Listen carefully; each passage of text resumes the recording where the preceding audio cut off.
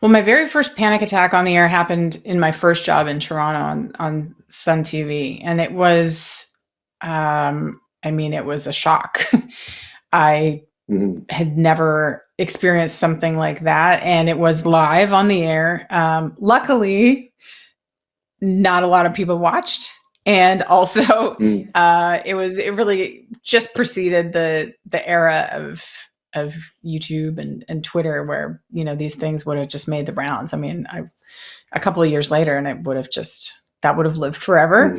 But it was an awakening, and I think anybody who has experience with panic knows that once something happens that triggers you, that trigger repeats itself. So it took one panic attack for me and my brain to decide that to make that connection, like live TV equals panic.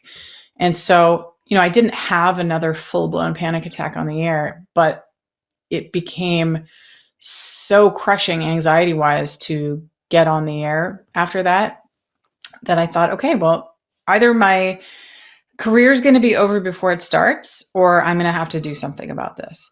And so I did. I sought out help. I did cognitive behavioral therapy for quite some time with a really amazing psychologist. And, I mean, you're never cured, but you learn how to navigate those situations. You learn how to avoid certain triggers.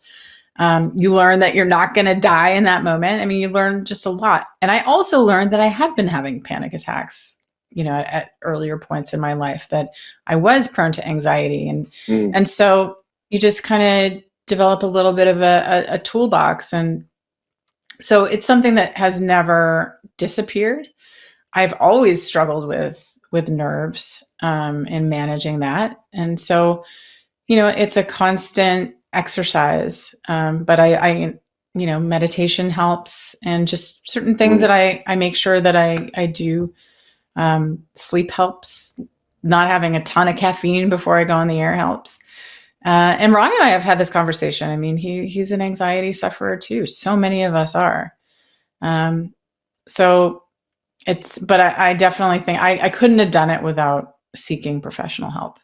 Not a chance.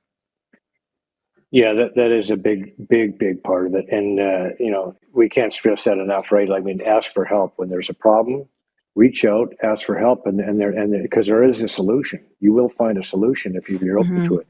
The other piece that I sort of resonated with me there is being afraid of feelings, right? Being afraid to feel, because I'm so, old behavior, old ideas make me think that if I feel this feeling, it's going to decimate me. But I realize that if I do actually feel these feelings, if I feel a little bit of sadness, if I feel a little bit of fear, if I just let that go through me, and like you talked about meditation, I practice that as well. It's like allowing that those feelings to work their way through it, and then you get to that point where you realize, you know what, I can handle these feelings. I don't have to be afraid of these feelings anymore, right?